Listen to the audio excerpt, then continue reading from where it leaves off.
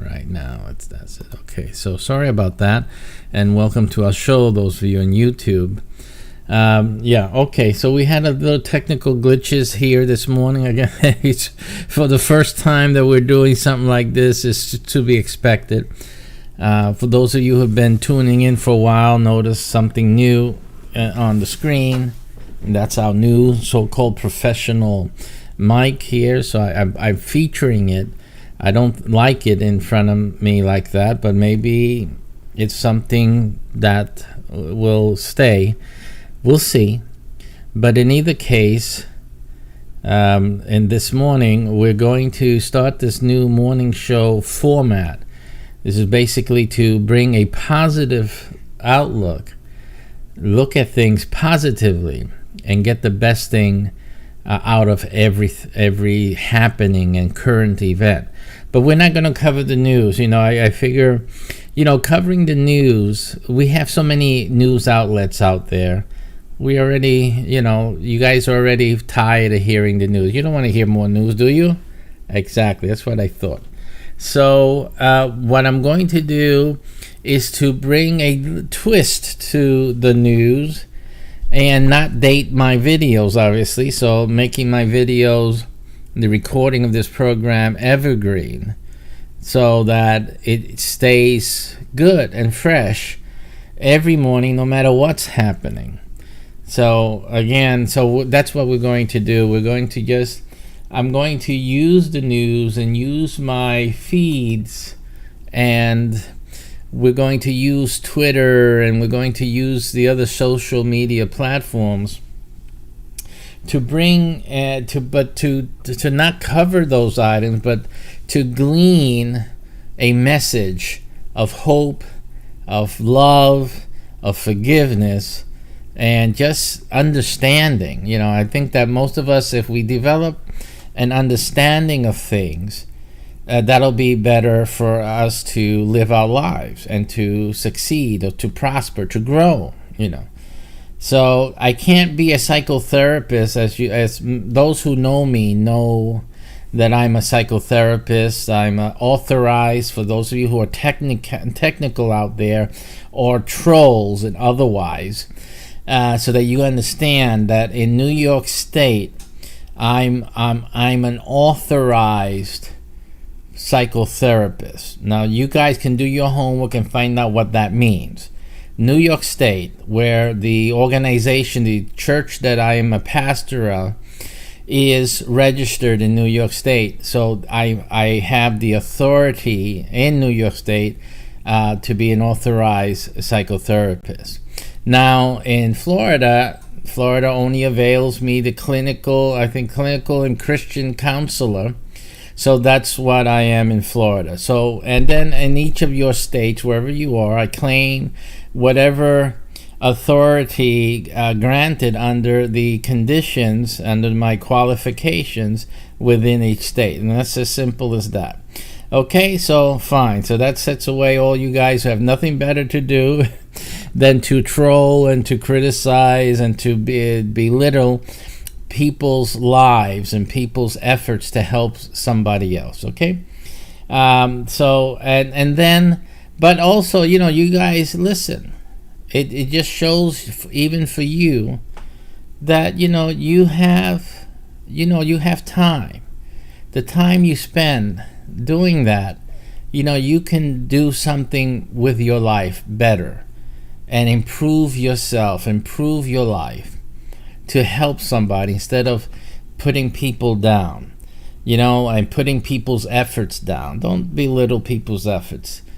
Build up your own. Why are you going to waste time destroying what someone else is building and not building something yourself? Simply let us build, and let us build together. Let my house stand by your house, or your tower. It's all right. If you can build a tower, it's okay. I'm not angry that you build your tower, but I'm building my hut right here. And besides the zoning laws in real life, that's okay. It's okay.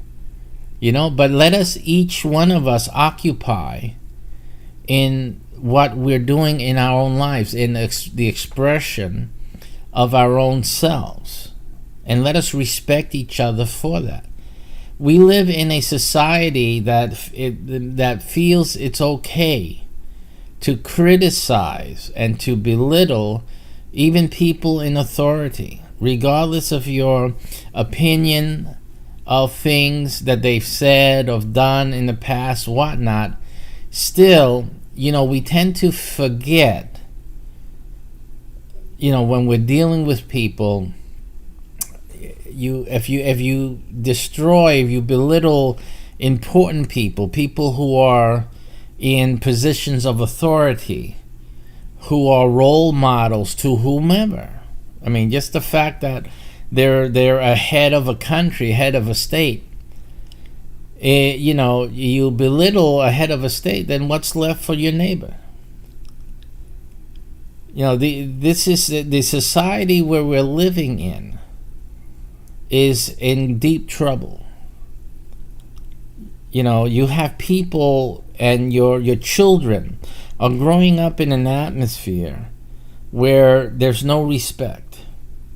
If there's no respect for the President of the United States, then there's absolutely none for anyone in society. And then why do we see? We see the protests against police, right? Against the ones who are there to enforce the law in our communities. So what this is precipitating is a society that's lawless, a society that respects nothing and no one. If you're on any social media, no one respects pastors any longer. Pastors are thieves. They're scumbags. I'm going to use the language they use, and I can use any language out there because I'm just using it for an educational purpose. So don't be surprised that I'll use a curse word or whatever, because that's what I'm just quoting what people say. Okay, so don't get alarmed. It's not what I say. It's not the verbiage I use, at least not in public, unless I'm teaching. Oh, by the way, I do have a comedy show. That's all curses, by the way, just for those of you who don't, have issues or don't understand the way I flow. All right, so in any case, but we have a society that is decomposing. It's decompiling, for you software developers out there like myself. It's decompiling society. That's what's happening.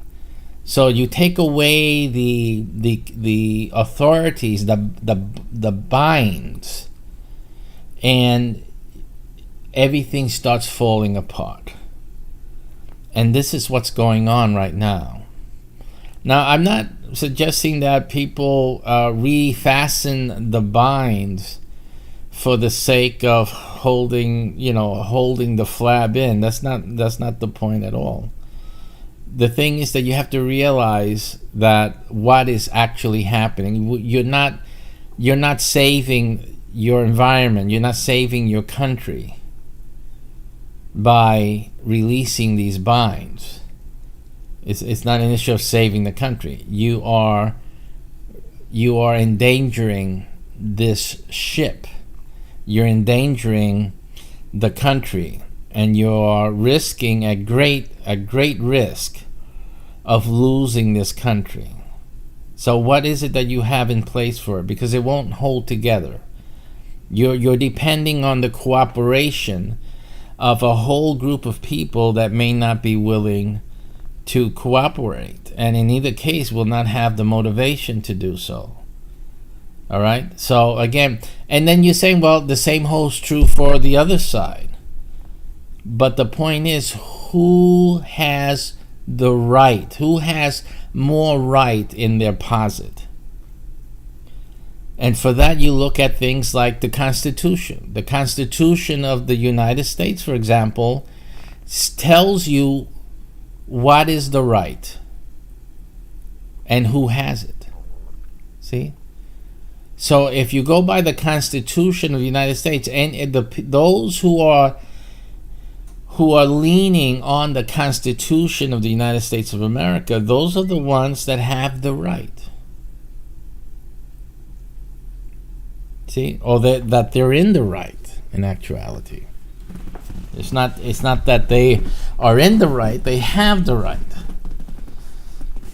As opposed to those whose ideation is away, is far, is distant from the tenets of the Constitution of the United States. So in every country and in any situation, there's going to be a rule book. There's a constitution in terms of a country, in terms of a group that you're in, or a church that you're in. For example, there's a statement of faith. There's rules of conduct in groups and clubs and things of that. See, these are the things that people of intelligence have created to maintain order. Because part of being intelligent is a need for there to be order. When you're not intelligent, order is frustrative. Order is fussy. Order is punitive, just by its very nature. And so, you know, and if you feel that order is punitive, you're feeling that it's oppressive, then that's something you have to ask, you know, and see in yourself. You cannot just call it oppression and you say it's just oppression. No, there's a reason for things being or feeling the way they feel. Okay? And it's reasons for you to sense the things you sense. So you have to really determine what the truth is. And for that, in the social context, the truth is where the Constitution is, because we have one. I'm speaking now of the United States, for example, and the social construct of its citizenry and its politics, okay, the social norms, the laws, and our structure here in the United States of our civility. We have a rule book. And that rule book is not whatever we want to do. The rule book isn't I'm free to do whatever I want to. No. We are free within the bounds of the Constitution. Okay? Now, when we were born, we inherited this Constitution. You did not choose it. Okay, so we understand that. You did not choose it. Now, those who come in from the outside, those who come in from another country, for example, you're choosing the Constitution. And you're choosing this country. You're not coming here for your own interests. In other words, to impose. You may have your own interests, but you're not coming to this country to impose your interests on the rest of us. We have a Constitution. We have a mandated point of interest that should be common to all people who are born here and those people who want to come here, and especially those who take on the citizenship of this country. Right? So that is called the Constitution, and that is the guide. Okay? So we either submit ourselves to the Constitution, or simply we have to leave this country, born here or not, immigrated here or not, doesn't matter. If you are not in agreement with the Constitution of the United States of America, then simply you know, because you have to respect the country, respect the idea of the ideology of this country, and respect the blood of those Americans who shed their blood in defense of those very same ideas. Okay, and it's a travesty. It's the same. You see, if you don't care, if you trample on the blood of men and women who gave their lives for this idea, then your idea doesn't hold much water either. I mean, what gives your idea any more credibility or any more weight than what has already, blood has already been given, and that's freely given. Not under dictatorship. You know, it's different if a country was controlled by dictators, and the dictator dictated everyone to go out to the field of battle, and they lost their lives there because they're going to lose their lives anyway at home, or their kids would have had to forfeit their heads. You know, then that's not to be respected. But in a country of freedom And I'm not talking about drafts because, yeah, again, it's ridiculous to think that the draft is a dictatorial premised law. I think it's a part of providing order. And I think a lot of young people who are now older would have said, the draft was a good thing for them, bringing them into a solid organization, giving them an opportunity. I mean, I know people that went to the Army, and it really changed their lives for the good. Not everyone, but a lot of them. See? So again, but getting back to the point, is that at least it wasn't a dictator, one man in the top, forcing you to go and give your life. So we have that. And then these leaders are replaced, right? We have elections. And hopefully honest elections. So that we can choose the leaders who make decisions like that for us in the future. So in any case, this is a system, folks. It's a system that works, as long as there's integrity. This is the whole point. Integrity to the values of this country. But once people start losing that adherence and that respect, then we don't have fair elections. And when we don't have fair elections, we start losing the true America, the true United States of America that was once. And in light of the those alternatives out there, those and I mean that to say, the foreign other countries, enemies, aliens, whatever have you, that's a very dangerous situation that we are. It's very precarious. Right now, with China leads us in terms of, I believe, the size of their navy. I think I just heard a news report this morning. Although we are technologically advanced, but they still have more pieces on the board. There's kind of like a balance thing there, right? Right. We have to worry about two ships. And they have two ships going against our one ship. Even though our one ship is technologically advanced, we got two ships to worry about. So the kinds of like offsets the technology issue, the advantage. So this is a great concern, and for this country and society to be debilitating itself, shooting itself in the foot with improper or illegal or even the notion. The Bible talks about the appearance of inappropriateness, right? Not that you're doing something wrong, but that it appears. Okay? And so these elections really appear to be lacking in integrity. And there's a certain response that has to be had when things are inappropriate, or that have the appearance of inappropriateness.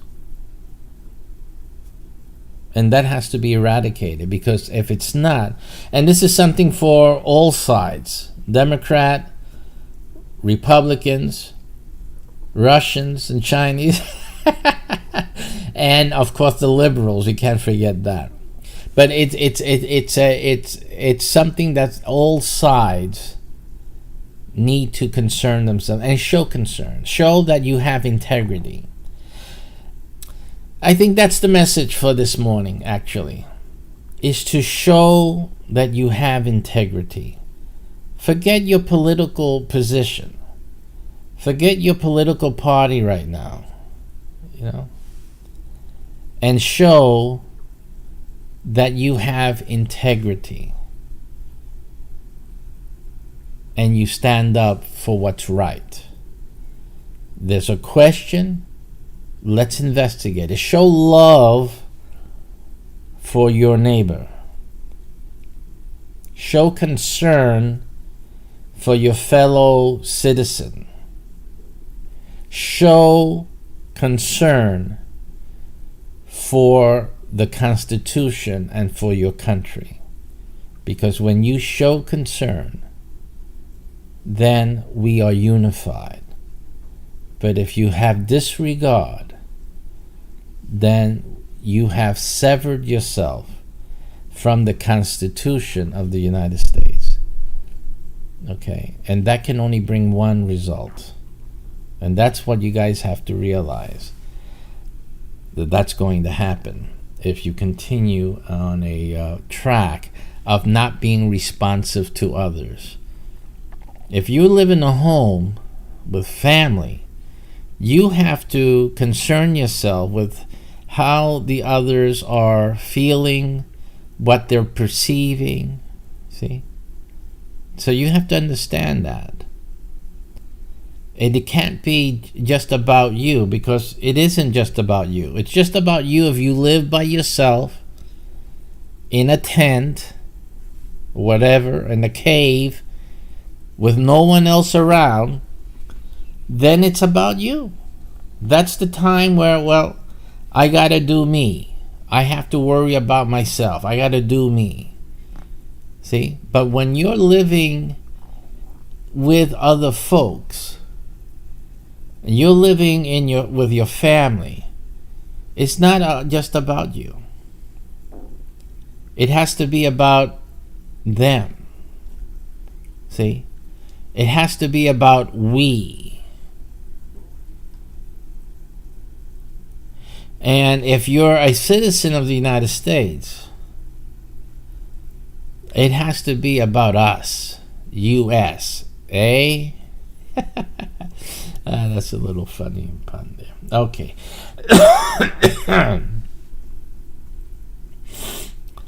Alrighty. So that's my first advice of the morning for you.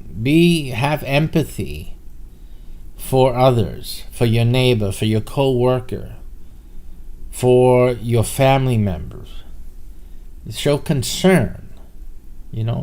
Root for their side. Try rooting for the other side. Try to see things the way the other side sees things. But do not abandon, and neither side should abandon the rule for the group. If it's about the United States, then neither side should abandon the Constitution.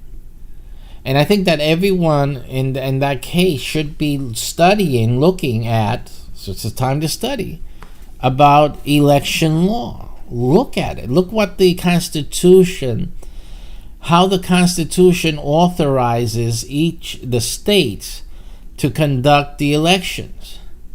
You have to look at that, because if you don't study for yourself, don't bother listening to the news. Because all you're saying is, I'm a fool, tell me whatever you say and I'll believe it. That's all you're doing. You have to personally go and look at, research what the Constitution says, how elections should be, who has the authority to elect the president. How does that work? And you need to go and find out for yourself so that you are informed. And that goes true with anything you find that you see that is happening, or people are talking about. You need to discover for yourself. So the second point of the day is to be self-aware, not to depend on the news to educate you. The news is not an educative platform. You do not get a degree from CNN or from Fox or from ABC, CBS, NBC, or NEW, whatever. You are not going to get a degree from them. You can't even get a what they call those, a life experience degree equivalent by watching the news. Okay, you can only do that, accomplish some academic credit, by actually doing research yourself. Okay, actually opening a book. Remember those? And actually looking or doing research online, looking for the answers that you need. Then when you hear the news, you can filter, like this thing here is a filter against any spitting or popping that I may do, while we're speaking. So this it helps deaden a little bit those high little peaks that can come in on into the mic, sometimes with the K's or whatever. It's like gives it normally give it a peak in sound, but this little sock here covers that and filters that out a little bit.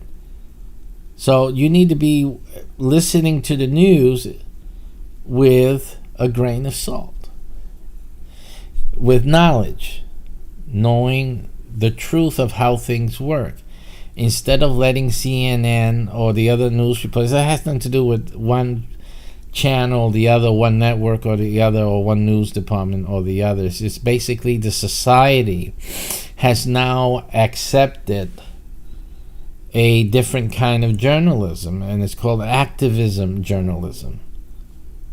It's when they're not journalists, they're actually promoting activism in their talking points to their activist audience or non-activist audience, because in certain circles, they don't want anyone to do anything. They want you just to sit home and do nothing.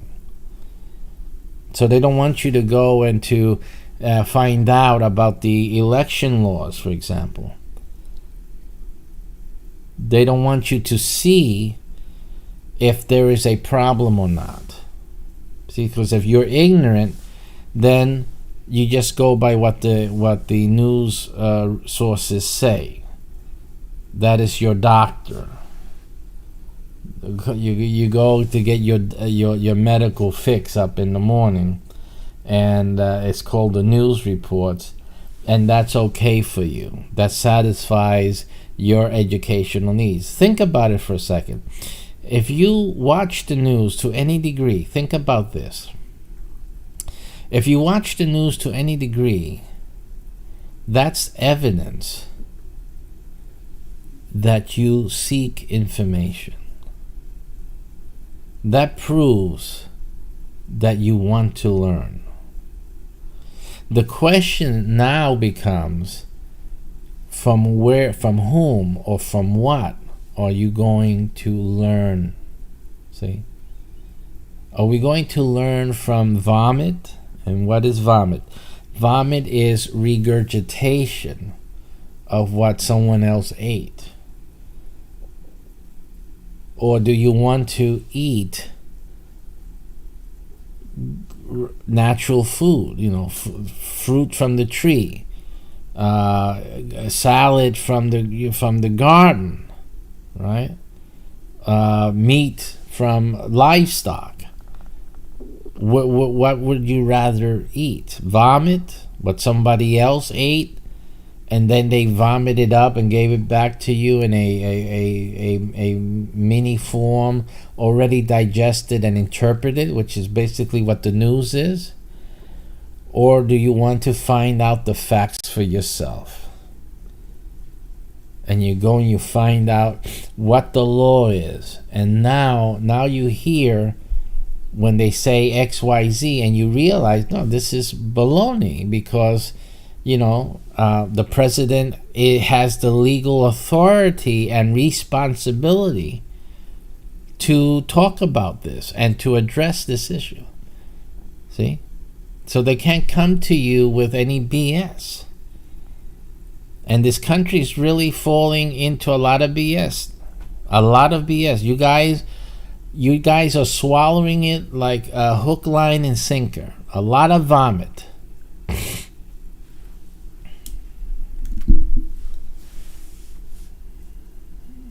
Now, I understand. What people don't understand is that when you don't understand things, you tend to depend on the news or on other, and this applies to people in religious thinking as well. You tend to depend on what someone else says for your opinion, and then you become an expert at that opinion. Oh no, it's like this and this and this, all based wholly on what you heard someone else say, which is vomit. But you're an expert in the vomit. And I think that one of the most important things that people need to start doing is to become an original learner. And I mean that in the sense that you learn things for yourself, not through someone else, not through your news sources, not through your associative groups, and that includes religious groups. That's what keeps cults strong and false churches strong. The members depend wholly on what is told to them, instead of the member or the follower to be an original learner. And then when you are an original learner, you become an original thinker. And that increases the ability to become an original creator or author or teacher. See, which is a different thing altogether than what we see. We see just everyone just repeating like a parrot all the time. It's a parroting going on. It's all over the place. In every field, parrots. So you have convention, intellectual convention, which is one thing. But then you have non-intentioned, lazy conventions, which is always abused by those who know, by someone who's an intentional or an intelligent conventionist. The intelligent conventionist is the guy who decides, you know what, I'm going to go along with this because this is what the people are saying, this is what my folks are saying, this is what my group is agreeing with, and I'm part of that group. But then I'm going to teach this same thing to others who don't think for themselves, so that they can follow what I'm saying. And so basically, you develop drones, you develop repeaters, people who don't bother to study, don't bother to look at the facts.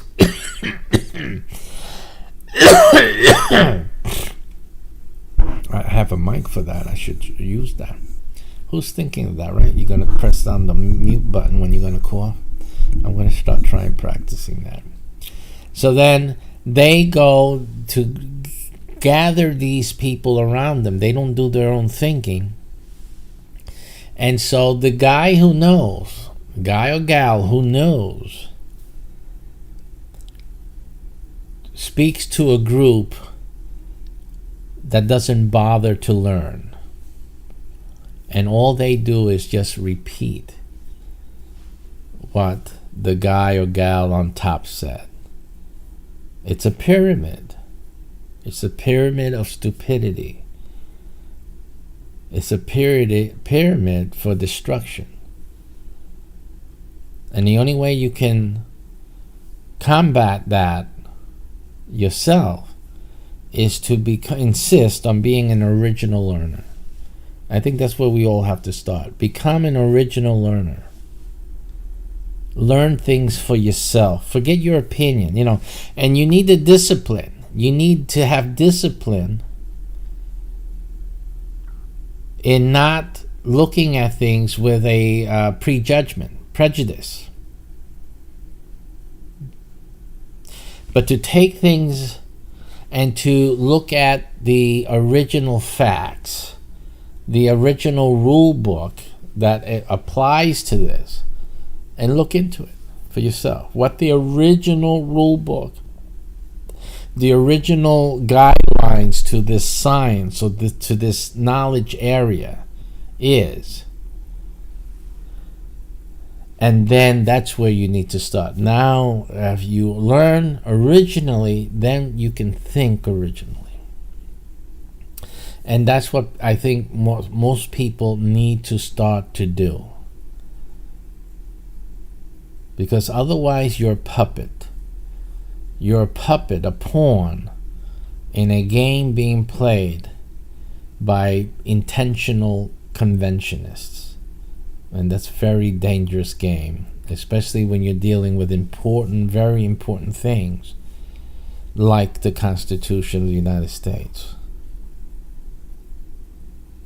Very important. Okay, folks, so with that being said,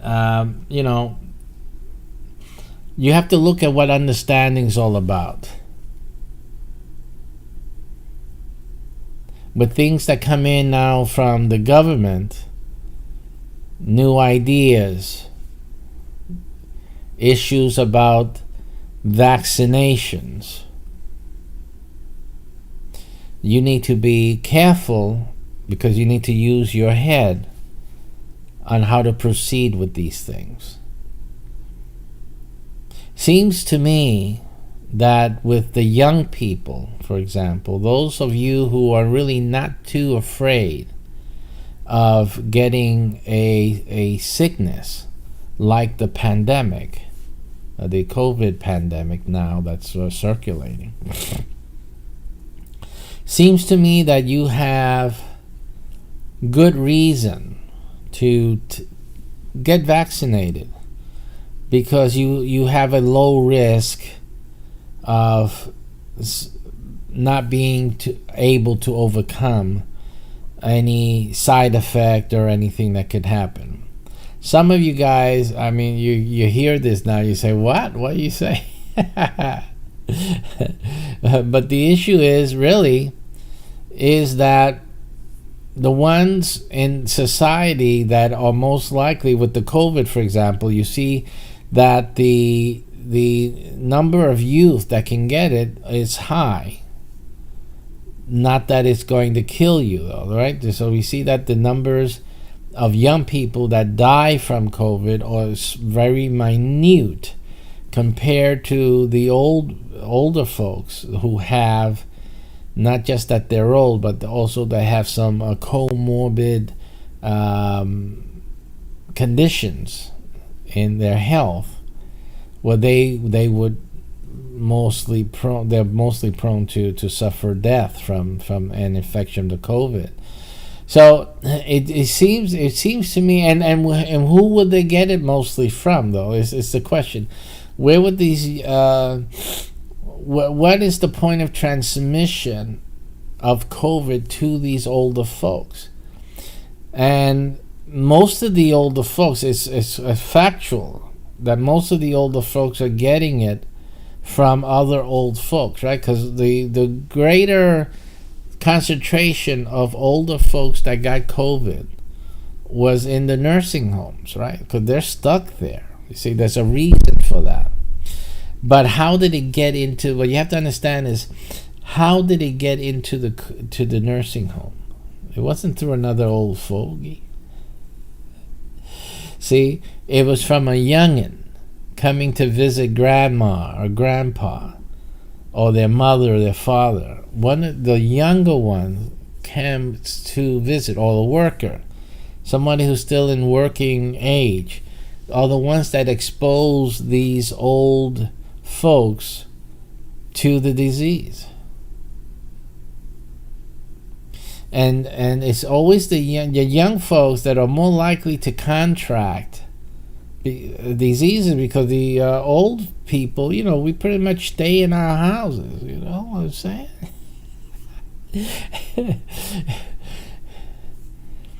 The old folks have a set schedule. They have their habits, and they go out. They do their quick little shopping. Only they're not shopping for a whole gigantic family. They're just getting their milk and cookies and whatever magazine. They're coming back home. But it's the younger group that goes here, there, and then here, and then over there again. That multiple location, that multiple outdoor activity and social interaction, each time increases the chance of infection by a great number. And so it's the younger group of people, the people who have not to fear any morbidity from COVID-19. That's the group that really should get the vaccine equally as much as the very old with comorbidity, because the very old with comorbidity is a preventative measure against death. We're trying to preserve their lives at that point, or at this point for that matter of fact. But in terms of stopping the spread, you have to address the young, because they're the ones that will be spreading it. So if there's anything to be careful about in this situation now that there is a vaccine or a group of vaccines available, is that older folks with comorbidities, that means you got diabetes, you have heart disease, you've had some asthma, or you suffer from things. You guys know who you are. You have other issues. You guys, okay, you need to be careful of the young folks coming to see you, because you guys are not the type that are going out 100 different places in a single day. But the younger folks, they're going here, they're going there, they get in the car, they go over there, they're going to meet their friend, blah blah blah, they gotta go to the store, they gotta go to that store, they gotta go look at some stereo equipment. This is the life of young people. And we haven't mentioned the parties, somebody's birthday, girlfriend, boyfriend. We haven't talked about that, right? But that's the life. And all of those things together combine to make a interpersonal contagion a fact of life for you. But the old folk at the house or in the nursing home, they're just sitting ducks. That's all they are. So we have to address the sitting ducks and the wild bucks out there who are going around spreading whatever it is they got around society. So those are the two things. I don't see and I don't hear anything addressing that issue. I hear just like nursing homes for priority. Then we're hearing the health workers, which I have no problem there, because if anything, they would be the ones who would also be the youngins in the hospital spreading whatever they got from that other COVID patient to other patients that have nothing to do with COVID, right? They're there for something else, and then they get exposed because the doctor or the nurse or a staffer or the guy who pushed the maintenance worker gave them COVID because he was in the room doing mopping. These are things so that's valid. That's an example of the younger getting the vaccine, the health workers there. But we have to extend it out as well. So I think everyone should avail themselves as much as possible for the sake of others. Again, for the sake of others. to get whatever they need to prevent themselves from getting and from themselves from exposing others. So in these times as well, you got the mask. The mask that may not protect you from the virus, but if someone else has the virus and they have a mask and they're more than 6 feet or more away from you, at least you have more protection. That's the point. Not that you're wearing the mask, that they wear the mask. You wear the mask for the same reason. It's just as simple as that. Again, and there's some people who have problems wearing masks. I understand that. Again, we're not here to attack people for not wearing a mask. You can't wear a mask. I have difficulty with a mask on. I wear it as little as possible, but at the same token, I don't go every place. But whenever I do go, I go to the pharmacy, I put the mask on. So I'm only going to be a minute or two in the pharmacy. I can suffer the hot air and my bad breath, my halitosis, for a little while. I put everyone else through it all day long, so I might as well have my own medicine for a little while. I can do that. And why do I wear the mask? Out of a teaching for others to do the same, just simply so that at least my air is a little cleaner, even though I dirty my own air, But at least the air I dirty is a little cleaner because everyone else is wearing their mask too. That's all. I've come through all this, no COVID, thank God. I haven't even gotten any regular flu. And only once in a while I get a little sinus drip here. I have it always, but sometimes it gets worse. So you guys see me coughing and whatnot. That's just the sinus drip I've had for years. It's not a serious thing. I feel like I'm normal. I don't really. If it wasn't that I cough every once in a while, I wouldn't even say I had a postnasal drip, but the fact is that I do. I've come to realize that. I thought that I had some coughs trying to get to me, or I was battling against a bug, but it's not really that. It's the postnasal drip that I have constantly that sometimes is worse than other times. So you can hear my voice is a little nasal. Even right now, I feel it that it's nasal.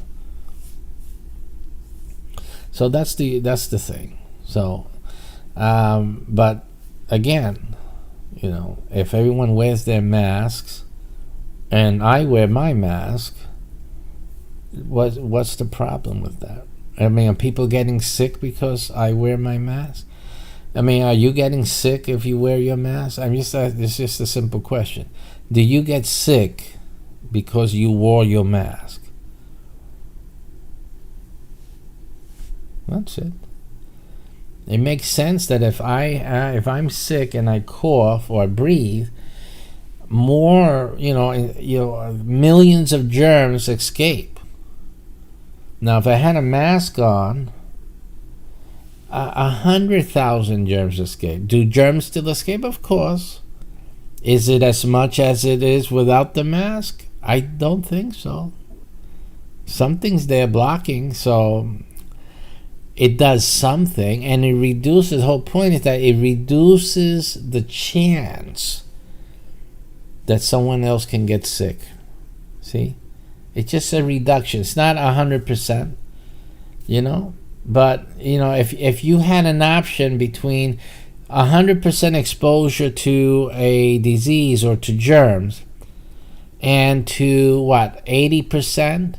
Even 80%. Would you want that 80% rather than the 100% exposure? Which one would you want?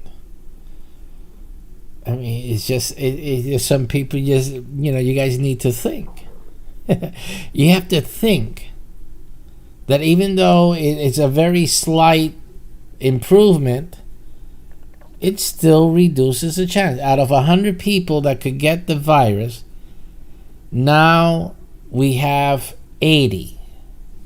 It's something. That's 20 folks that didn't get the virus because I had the mask. 20.